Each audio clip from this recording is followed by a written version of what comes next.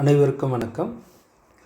TRP assistant professor exam நம்மளுடைய Dharmapuri study centre மூலிமா paper 2 SA type question and ஆன்சருக்கு நம்ம கிளாஸஸ்ஸு மெட்டீரியலு டெஸ்ட்டு மூணுமே பண்ணிகிட்டு இருக்கோங்க.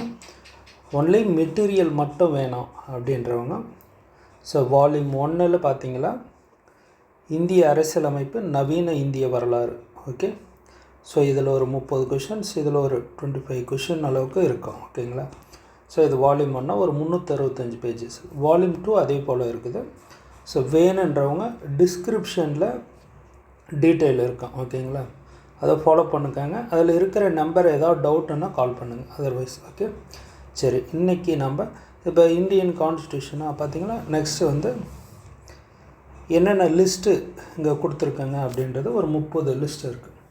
Citizenship, fundamental rights, DPSP, fundamental duties, president of prime ministers, பார்லிமெண்ட்டுடைய power and function, CAG, attorney general, governor of India, the chief ministers, legislative power and function, supreme court, high court, types of emergency. இந்த topic அப்படியே இருக்கும். ஓகேங்களா. டோட்டலாக 30 topic இண்டெக்ஸில்.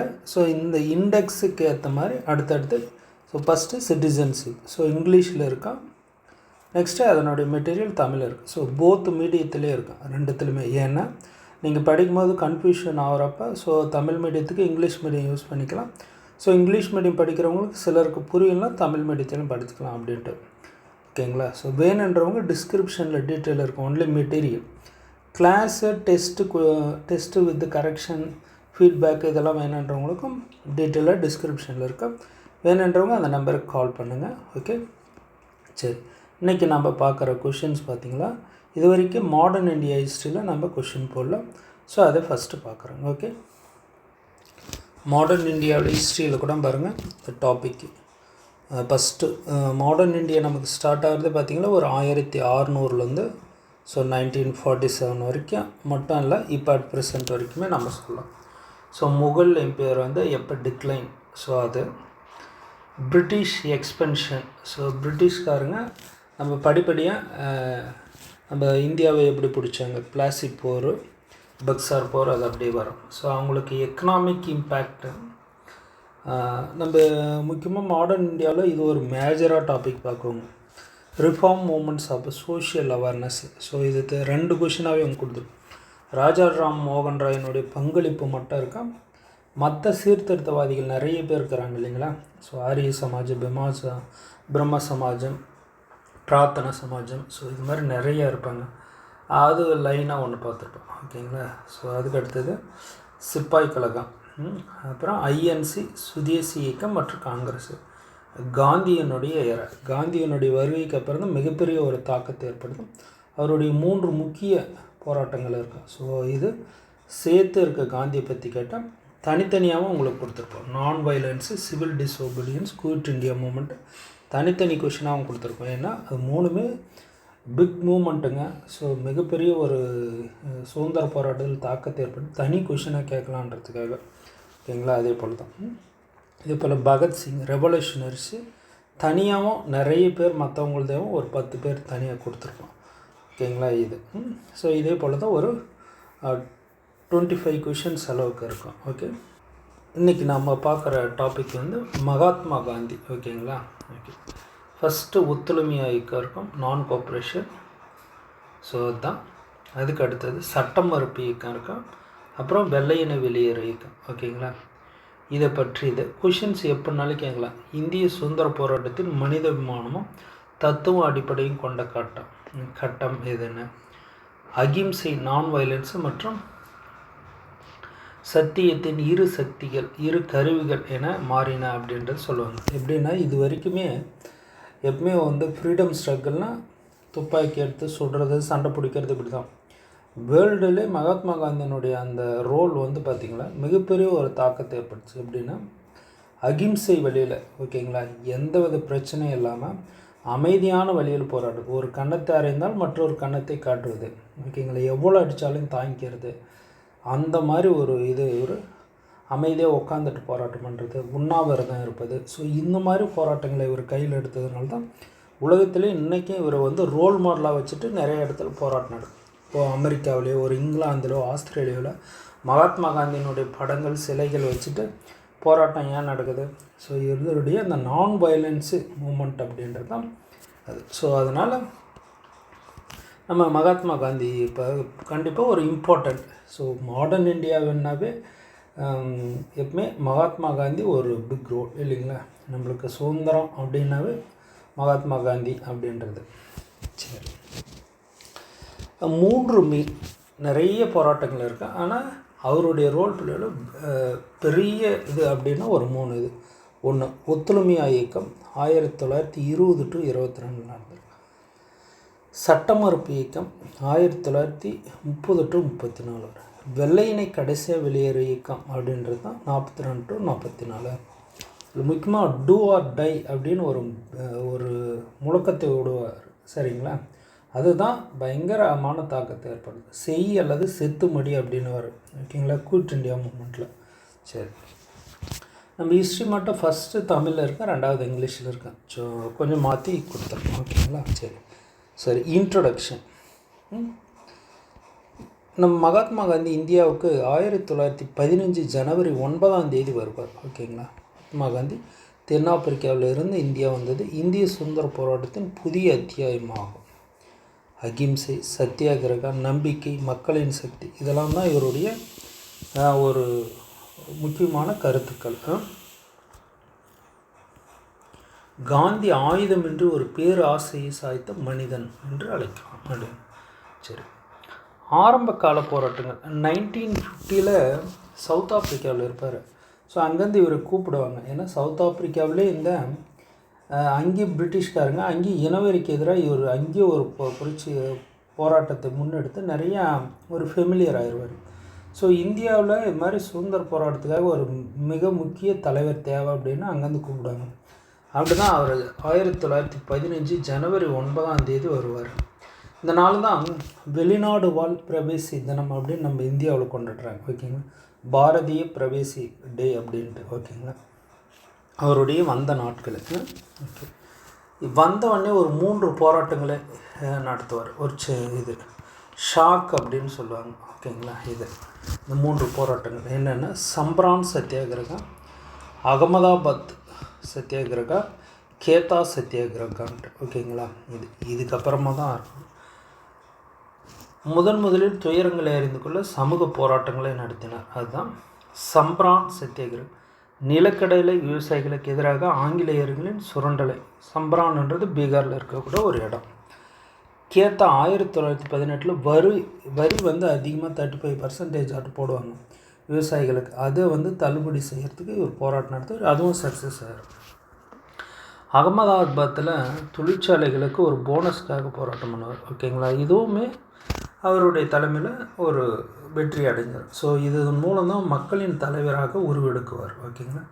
So Gandhi எழுதுகிறப்ப இது 3மே ஒரு முக்கியமான இந்த ஸ்டார்டிங். இப்போ எப்படி பாலிட்டியில் கான்ஸ்டியூஷனல் பேசிஸ்ன்னு கொடுத்தாங்க, அது மாதிரி இப்போ காந்திக்கு இதை கொடுத்தரணும். ஓகேங்களா? அது மாதிரி. சரி, ஃபஸ்ட்டு இவர் எடுக்கிறது நான் கோஆப்ரேஷன் மூமெண்ட் 1928. இது எதுக்காகன்னா ஜாலியன் வாலாபாக் படுகொலை நடக்கும். ஓகேங்களா? இது எதனால் வருது? ரவுலட் சட்டத்தை எதிர்த்து அதுக்காக ஒரு மீட்டிங் நடக்கும். ஸோ அந்த படுகொலையில் ஒரு 3000 பேருக்கு மேலே ஜென்ரல் டயரால் சுட்டு கொல்லப்படுவாங்க ஒரு குறிப்பிட்ட ஒரு காம்பவுண்டுக்குள்ளாருவே. இது இந்தியா முழுக்க இது ஒரு மிகப்பெரிய ஒரு தாக்கம். ஓகேங்களா? அதுக்காக அவர் எடுக்கிறது தான் அகிம்சை வலிமையில் ஒத்துழைமையா என்ற பொதிகையை கொண்டு வருவார். ஓகேங்களா? இந்தியா முழுக்க எல்லா கல்வி நிறுவனங்களும் மாணவர்களை விட்டுருங்க. அட்வொகேட்ஸ் எல்லாருமே நீங்கள் எதுவும் போய் கோர்ட்டில் வாதாடாதீங்க. அரசு ஊழியராக இருக்கிற இந்தியர்கள் யாரும் ஆஃபீஸுக்கு போகாதீங்க. அப்புறம் எல்லாருமே நம்ம துணிகளை கைத்தறி நெசவு இது மாதிரி எதுவும் ஃபாலோ பண்ணுங்க, மற்றது எதுவும் ஃபாலோ பண்ணுங்க இப்படின்ட்டு நிறைய சொல்லுவாங்க.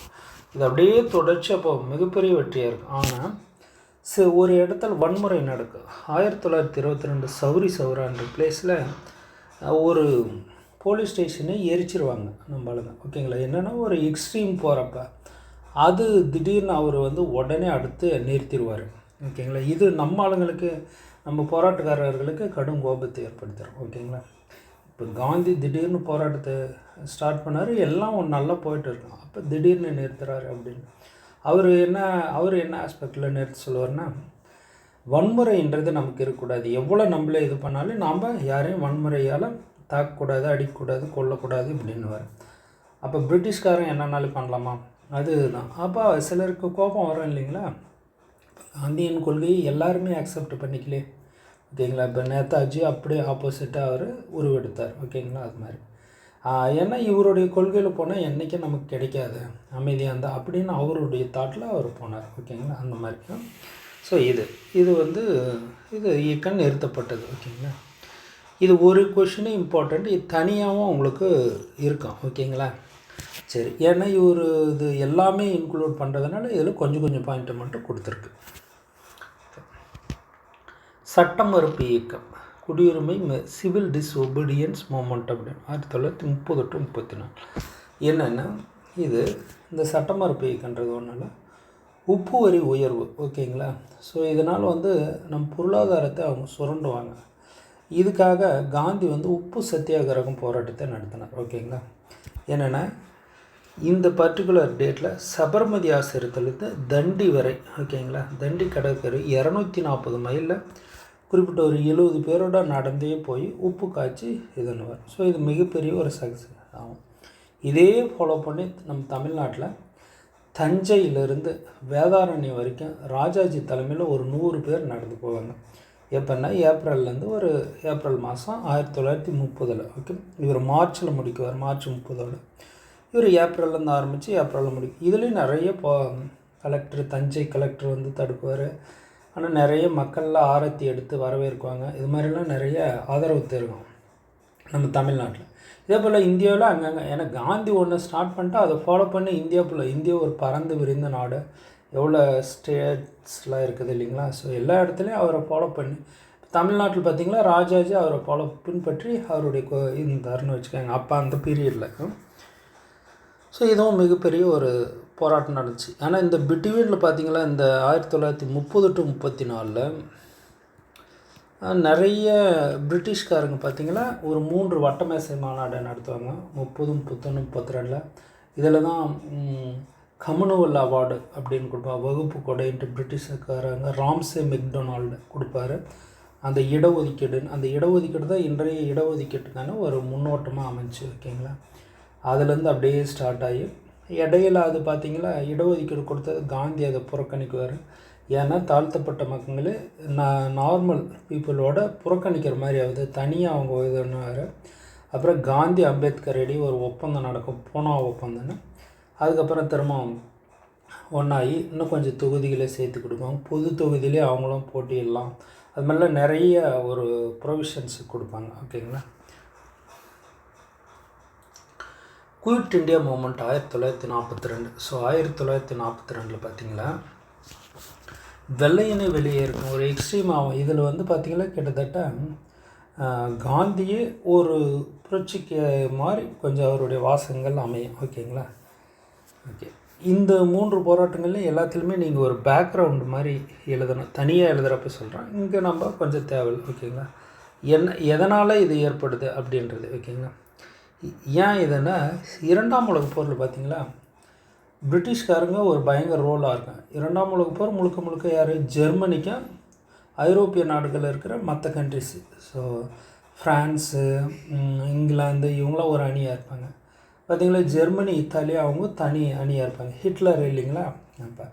அப்போ பிரிட்டிஷ் படையில்னால் பிரிட்டிஷ்காரங்களே இல்லை, நம்ம மக்கள் நம்மளுக்கு தானே பாப்புலேஷன் அதிகம், நிறைய மிலிட்ரியில் இருந்தாங்க. இந்தியர்களை போய் ஈடுபடுத்துறது. ஸோ இது நம்மக்கிட்ட பர்மிஷனே யாரும் கேட்கல. ஓகேங்களா? பிரிட்டிஷ் கண்ட்ரோல் இருந்தாலும் இந்திய பெருந்தலைவர்கள் இருக்காங்களே அவங்ககிட்ட ஒரு பர்மிஷன் கேட்கல. கேட்காம போரில் 2ஆம் உலகப் போர்கள் இந்தியர்கள் கேட்காமலே போரிடுறது பயங்கர கோவம் காந்தி ஆயிரும். உடனே நம்ம அப்போவே பார்த்திங்கன்னா நம்ம ராஜாஜி சிஎம் வந்தார் தமிழ்நாட்டில். இது மாதிரி எல்லா ஸ்டேட்லேயும் இருந்தாங்க. உடனே ரிசைன் பண்ணிட்டாங்க. ஓகேங்களா? 1939 டிசம்பர் 22 பார்த்திங்கன்னா ரிசைன்மெண்ட்டை கவர்மெண்ட்டு கழிச்சிட்டாங்க. ஓகேங்களா? அப்போவும் அவங்க பிரிட்டிஷ்காரங்க போரில் ஈடுபடுத்துகிறாங்க. ஓகேங்களா? நம்மக்கிட்ட கேட்காம ஆலோசனை இது இல்லாமல். ஓகேங்களா? இந்த டைமு தான் பார்த்திங்கன்னா அப்படியே ஆப்போசிட் ஜப்பானோட நம்ம நேதாஜி வந்து கொஞ்சம் கை கூப்புவார். ஏன்னா பிரிட்டிஷ்காரங்க ஆப்போசிட்டாக இருக்கிறது எது? ஜப்பான், ஜெர்மனி, இத்தாலி இவங்களாம் தான். ஸோ அந்த மாதிரி ஒரு ஆங்கிளில் போவோம் இது. ஓகேங்களா? ஃபர்தராக உங்களுக்கு நான் நடத்தும் போது நான் டீட்டெயிலாக சொல்கிறேன். ஓகே, அப்படி இருக்கிறப்ப தான் நம்மளுக்கு இது போரில் ஏற்படுத்துறதுனால இது மிகப்பெரிய ஒரு காந்தி வந்து சொல்லுவார். ஓகேங்களா? ஸோ இதுக்கு ஒரு தீர்மானத்தை நிறைவேற்று டூ ஆர் டை அப்படின்னு சொல்லுவார். ஒன்று செய் எல்லாம் சேர்த்துமடி, போரில் வந்து களத்தில் இருங்க இல்லைன்ட்டு அப்படின்ட்டு. ஸோ நிறைய இதுவும் அதே போல் ரயில், தபால், அரசு அலுவலகங்கள் முடக்கப்பட்டன, எல்லோரும் சிறையில் எடுக்கப்பட்டன. எந்த இதிலுமே இந்தியக்காரங்க கலந்துக்கலாம். இது மாதிரிலாம் காந்தியினுடைய தத்துவம் சத்தியம் அகிம்சை என்னென்னா, ஒரு சிந்தனை அரசியல் ஆயுதம் அல்ல. ஸோ ஆன்மீக சக்தி, வன்முறை இல்லாத சத்தியாகிரகம் என்றால் சத்தியத்தில் நிலைத்திருக்கும் ஆற்றல் அப்படின்ட்டு. ஓகே, ஸோ ஃபைனலாக ஒரு கன்க்ளூஷனை ஒரு ஸ்டேட்மெண்ட் எழுதி நீங்கள் முடிக்கிறீங்க. ஓகேங்களா? ஸோ இங்கிலீஷ்லேயும் பாருங்கள், காந்தியின் நேரம். சப்போஸ் இந்த ஒன்று படிச்சிட்டிங்களா கூட ஏதாவது ஸ்பெசிஃபிக்காக இதை கேட்டால் அதை வச்சு நீங்கள் எழுத ரெடி ஆகிக்கணும் அப்படின்னு. ஸோ ஒரு இன்ட்ரடக்ஷன் கொடுத்துட்றீங்க, சத்யா அகிம்சான்றதை சொல்கிறேங்க. ஹெர்லி ஸ்ட்ரகிள் அவருடைய இது பார்த்திங்களா 3 இது சம்ரான், கேதா, அகமதாபாத், இது 3 மென்ஷன் பண்ணிடுங்க. First 1920 to 22. ஸோ இதுக்கு எல்லாத்துக்குமே ஹெட்டிங் இது மாதிரி போட்டுருங்க. பேக்ரவுண்டு, ஹேமு, ரிசல்ட்டு. ஸோ பேக்ரவுண்டு என்ன? ஜாலியன் வாலாபாக் படுகொலை, ரவுலட் சட்டம், இது ரெண்டும் நீங்கள் போட்டுருக்கணும். Non cooperation movement. எய்ம் என்ன? பாய்காட் பண்ணுறாங்க. எல்லா ஆஃபீஸு, ஸ்கூலு, காலேஜு எல்லாமே பாய்காட் பண்ணுறாங்க. அப்புறம் நம்மளுடைய சுதேச பொருட்களை பயன்படுத்தி அந்நிய பொருட்களை புறக்கணிக்கணும் அப்படின்வாங்க. ரிசல்ட் வந்து சவராவால் இது வித்ட்ரா பண்ணுவார் மகாத்மா காந்தி. ஓகேங்க. Civil disobedience movement 1932. இதனுடைய பேக்ரவுண்ட் என்னென்னா, பிரிட்டிஷ்காரங்க டேக்ஸு, சால்ட்டு, அவங்களுடைய தனிப்பட்ட முறையில் சால்ட்டுக்கான ஒரு வரி அதிகமாக இருக்குன்றது. ஆனால் காந்தி வந்து சபர்மதி தண்டி வரைக்கும் 240 மைல் நடந்து போய் சால்ட்டை காய்ச்சுவார். ஓகேங்களா? இதுதான். இதே போல் இங்கே அடிஷ்னல் ஒரு பாயிண்ட், தமிழ்நாட்டில் அது வந்து ராஜாஜி அப்படின்னு போட்டு 1930 திருச்சி டு வேதாரண்யம் அப்படின்ட்டு போடலாம். ஓகேங்களா? ஸோ இதுவும் உப்பு காய்ச்சினார் அப்படின்ட்டு. இது இம்பேக்ட் என்னென்னா, நேஷ்னல் வைடில் பார்ட்டிசிபேட் பண்ணாங்க. Global attention to Indian freedom struggle. Gandhi arrested but his message spread world வைடில், உலக அளவில் இது பரவுச்சு காந்தி அரெஸ்ட் பண்ணது. சரி, வெள்ளையனை வெளியே இருக்கான் என்னென்னா, world war 2 British used India resource without consent, அனுமதி இல்லாமல் இந்தியர்களை பயன்படுத்தினது. காங்கிரஸை இது 3த்துக்குமே காங்கிரஸ் கட்சியினுடைய தீர்மானத்தை ஒவ்வொன்றும் போடுவாங்க செஷனில். இது ஜவஹர்லால் நேரு தலைமையில் இந்த தீர்மானத்தை நேற்று விடுவாங்க. அதுமாதிரி அப்போ காந்தி சொல்லுவார், டூ ஆர் டை அப்படின்னுவார். இது மாஸ் ப்ரொட்டஸ்ட்டு, ஸ்ட்ரைக்கு அப்படியெல்லாம் நடக்கும். ஓகேங்க. மெஜாரிட்டி ஆஃப் லீடர்ஸ் வந்து ஜெயிலில் போடுவாங்க. நம்மளுடைய காமராஜர் கூட அந்த போராட்டத்தில் ஜெயிலில் இருப்பார். ஓகேங்களா? இது சரி, இது ஓரளவு நம்ம இந்த மேஜராக 3 ஹெட்டிங்கு மகாத்மா காந்தி அவருடைய பிளாஸிபி எழுதுறங்க. கடைசியாக ஒரு கன்க்ளூஷன் எழுதிட்டு ஒரு கொட்டேஷன் எழுதிட்டு ஃபினிஷ் பண்ணுறேங்க. ஸோ இதுதான் நமக்கான ஒரு கொஷின்ஸ். ஓகேங்களா? ஸோ இதே போல் தான் ஹிஸ்ட்ரி இருக்கும். ஓகே, ஸோ வேணுன்றவங்க இந்த நம்பருக்கு ஜஸ்ட் மெசேஜ் பண்ணுங்கள். டிஸ்கிரிப்ஷனில் டீட்டெயில் இருக்கும். ஒன்லி மெட்டீரியல் மட்டும் எனக்கு வேணுன்றவங்க, மெட்டீரியல், கிளாஸு, டெஸ்ட்டு, இது 3ம் வேணுன்றவங்க அதுவும் டிஸ்கிரிப்ஷனில் டீட்டெயில் இருக்குது. ஸோ இது 2 டைப்பில் நம்மளுக்கு போயிட்டுருக்கு. ஸோ இன்ட்ரெஸ்ட் இருக்கிறவங்க மெசேஜ் பண்ணுங்கள். தேங்க்யூ.